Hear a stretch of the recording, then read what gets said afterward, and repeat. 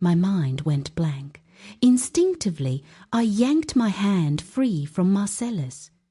He let out a dissatisfied hum right beside me, then stubbornly grabbed my hand again. Our fingers laced tight. My nerves were fraying. Within seconds, my palm was slick with sweat. Celeste stood a few yards away in a designer cocktail dress, eyeing us with a sharp, unreadable expression. I couldn't bring myself to meet her gaze, damn it. How the hell do I explain this? Sorry, Celeste. I had one too many, lost my head, and ended up in bed with your son. Just kill me now. While my brain spiraled, Marcellus let out a low, helpless chuckle.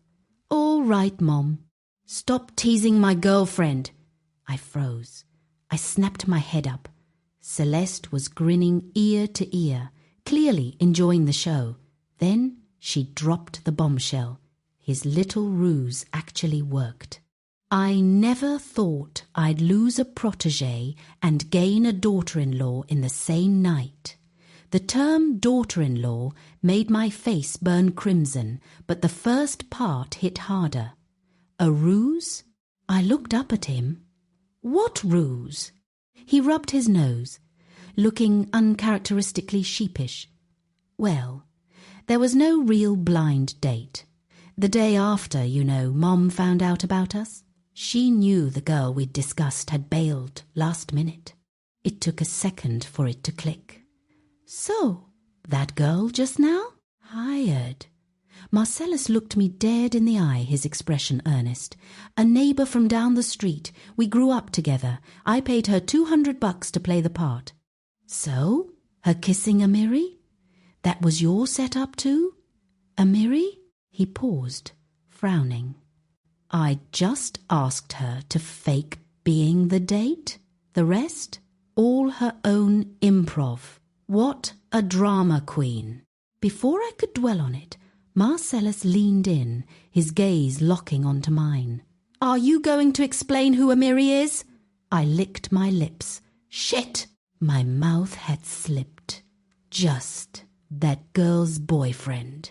He stared at me for 2 beats. Your ex? His intensity made me fidget. I hesitated, then gave a tiny, honest nod. The one you mistook me for when you were drunk? My head throbbed. Yeah, he spun on his heel and marched off. I grabbed his arm, heart hammering. Where are you going? There was no way he was dumping me now, but I worried for nothing. This wasn't a breakup vibe. He just looked like he wanted to deck Amiri. I tried to stop him and failed. Marcellus stormed back into the hotel lounge, spotted Amiri cozying up to the actress, and landed a solid beatdown. The polished surgeon, in his sharp, tailored suit, the man of impeccable class, was fighting dirty. No holding back. I finally managed to pull him off. I glanced at Amiri, who was curled up on the floor without even attempting to swing back. A secret, dark thrill hit me. Payback for the cheating scum. Emilia had gotten me once years ago. This was round 2. The whole time, the date never lifted a finger to stop it. She just sipped her martini, kicking back like it was prime-time TV. I couldn't help but ask her later, Aren't you two dating? She laughed, arching a perfect brow. Honey, one thing I said was true. Him and me, just friends with benefits. She paused, smirking. Marcellus Dex, my guy? He'll make it up to me with someone hotter. His social circle, damn. Prime cuts, top-tier surgeons, bad boys in tailored suits, hot as sin, proper on the surface, total refined wolves. Her words stirred something, but Marcellus snuffed it out quickly. He cradled my face in both hands, his brow furrowed and his voice dropping into a low, dangerous register. Don't even think about it. You think they're hotter than me? Forced to look at him, I studied his face and slowly shook my head.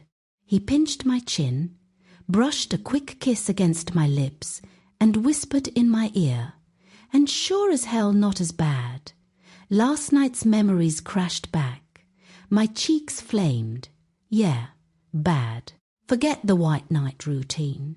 Marcellus was a refined wolf, through and through.